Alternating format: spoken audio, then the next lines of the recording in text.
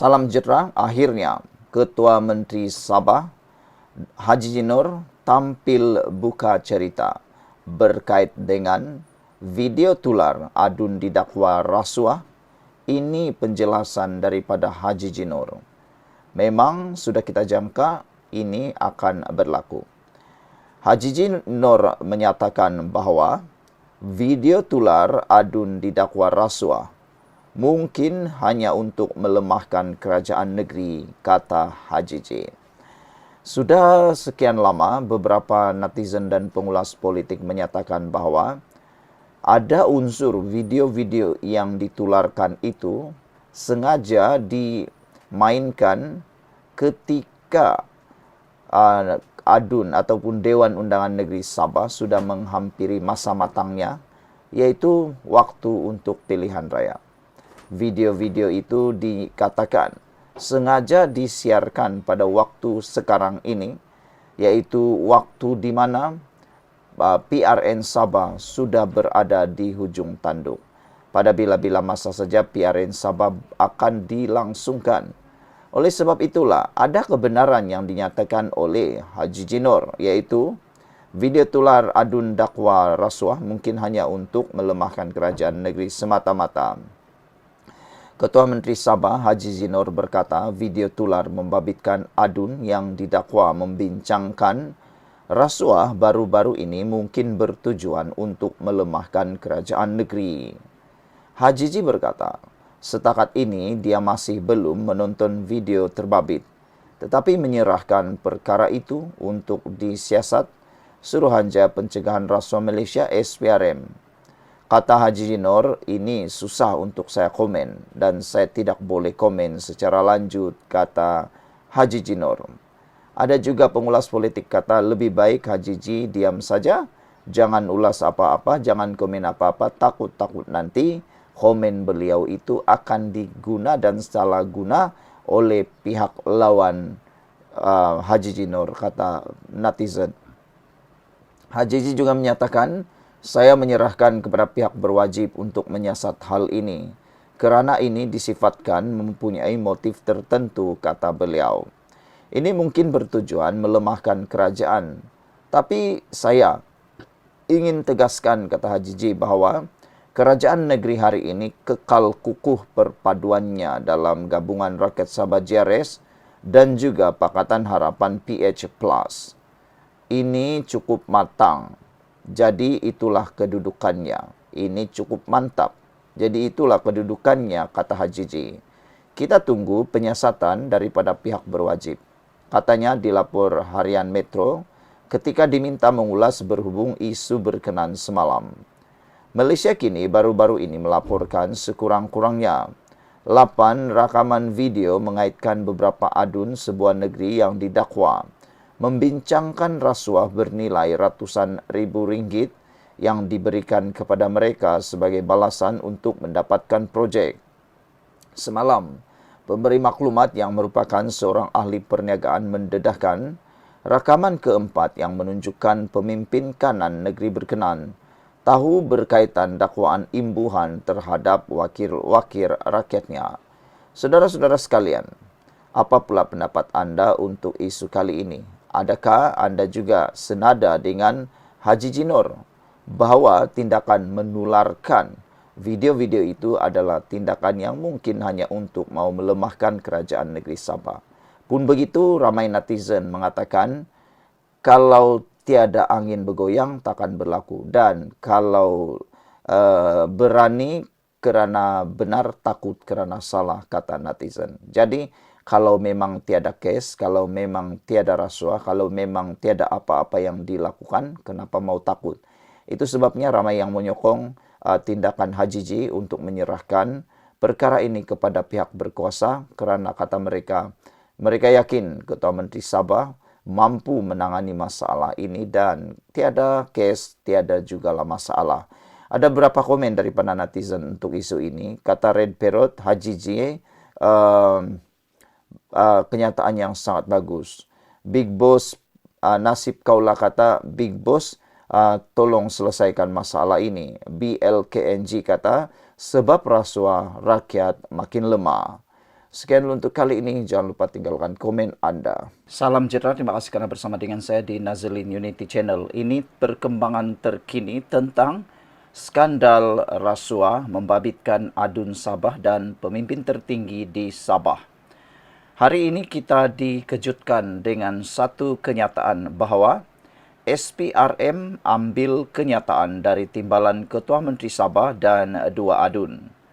Adakah dengan ini mengesahkan bahawa laporan polis ataupun laporan SPRM telah pun dibuat untuk skandal rasuah membabitkan 8 adun Sabah dan 1 orang pemimpin tertinggi Sabah ini? Ada netizen tertanya-tanya, adakah dengan ini sudah ada laporan dibuat? Apabila laporan dibuat, barulah kertas siasatan boleh dibuat dan siasatan lanjut boleh dilaksanakan atau dibuat. Maka dengan itu, ada netizen yang mula tertanya-tanya sejauh mana siasatan akan menjurus lebih dalam dan berapa bahayakah kedudukan Haji Jinor dan juga timbalan Ketua Menteri dalam situasi sekarang ini. Ada yang mendakwa kedudukan timbalan Ketua Menteri Sabah dan Ketua Menteri Sabah dalam keadaan yang cukup besar bahayanya kerana siasatan sudah dimulakan. Tetapi ada juga yang mengatakan siasatan itu adalah siasatan biasa saja. Ianya bergantung kepada apa isi terhadap kenyataan yang dinyatakan dalam siasatan tersebut.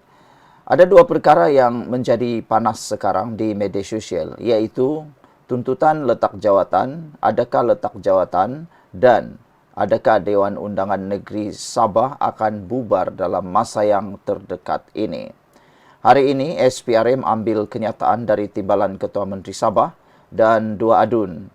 Suruhanjaya Pencegahan Rasuah Malaysia telah memulakan siasatan ke atas video tular baru-baru ini yang melibatkan beberapa adun Sabah yang didakwa terlibat dalam dakwaan rasuah menurut maklumat yang diperoleh oleh Malaysia Kini. Malaysia Kini pagi ini melaporkan Suruhanjaya Pencegahan Rasuah Malaysia SPRM merekodkan kenyataan daripada Wakil Rakyat Kemabong Rubin Balang. Kemudian, The Star melaporkan SPRM turut mengambil kenyataan timbalan Ketua Menteri Sabah Sahelmi Yahya dan adun Tempasuk Arsyad Bistari. Pemberi maklumat mendedahkan klip rakaman 3 video yang didakwa membabitkan ketiga-tiga individu yang disoal siasat oleh SPRM. Terdahulu, Rubin Balang mengesahkan dia dipanggil oleh agensi anti rasuah itu untuk menjawab soalan berhubung dakwaan melibatkan dirinya.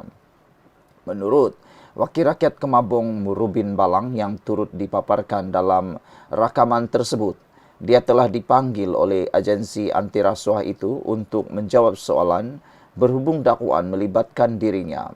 SPRM telah pun memulakan siasatan ke atas saya, kata Rubin Balang, berhubung isu tular itu. Saya rasa tidak sesuai untuk memberi sebarang komen buat masa ini, katanya menerusi message teks kepada Malaysia Kini sambil menyatakan kenyataannya telah direkodkan oleh pegawai penyiasat semalam. Pengerusi Perbadanan Pembangunan Ekonomi Sabah SEDCO yang dimiliki kerajaan negeri itu berkata demikian ketika diminta mengulas mengenai dakwaan rasuah tersebut. Dalam salah satu pendedahan, pemberi maklumat di sebalik rakaman video itu mendakwa Rubin Balang menerima lesen cari gali mineral arang batu pada tahun 2023 sebagai ganjaran kerana menyokong Ketua Menteri Sabah Haji Jinor. Lesen tersebut didakwa diluluskan kepada sebuah syarikat bernama Wawasan Pembangunan Desa Permai Sendirian Berhad pada 14 Julai 2022, di mana pada waktu itu Rubin dikatakan memegang saham majoriti dalam syarikat tersebut. Turut didakwa bahawa kelulusan lesen itu merupakan satu bentuk konflik kepentingan kerana Rubin Balang memegang jawatan bertaraf menteri selaku pengerusi SEDCO. Rubin dilantik ke jawatan tersebut pada 5 Disember 2020, kurang 3 bulan selepas memenangi kerusi Dewan Undangan Negeri Kemabong. Dakwaan ini adalah kesinambungan daripada video yang didedahkan oleh pemberi maklumat pada Rabu lalu yang menunjukkan Rubin Balang mendedahkan bahawa Ketua Menteri Sabah Haji Dinor memberikannya satu walaupun dia meminta dua. Malaysia kini telah menghubungi Haji Ji dan pejabat Ketua Menteri Sabah untuk mendapatkan respon terhadap dakwaan tersebut. Namun, kenyataan Rubin Balang bahawa dia telah dipanggil SPRM dilihat bercanggah dengan apa yang diberitahu oleh Ketua Pesuruhjaya SPRM Azam Baki kepada media semalam. Azam Baki menegaskan bahawa SPRM belum menerima aduan rasmi daripada pemberi maklumat tersebut dan mereka tidak boleh menjalankan siasatan hanya berdasarkan andaian daripada video yang tular. Untuk berkata SPRM patut memulakan siasatan apa yang hendak disiasat, kata Azam Baki.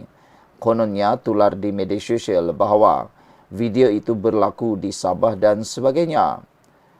Kata Azam Baki, saya sendiri tidak tahu adakah itu yang dimaksudkan oleh SPRM tidak boleh membuat sebarang telahan tidak berasas. Katanya seperti yang dilaporkan bernama. Azam turut mempersoalkan motif pemberi maklumat tersebut memberi rakaman video berkualiti tinggi kepada Malaysia kini, tetapi hanya memberikan klip audio selama 17 saat yang kurang jelas kepada Suruhanjaya itu. Apa komen anda untuk isu kali ini? Sila tinggalkan komen anda, tulis dalam ruangan komen. Kita jumpa lagi. Bye-bye.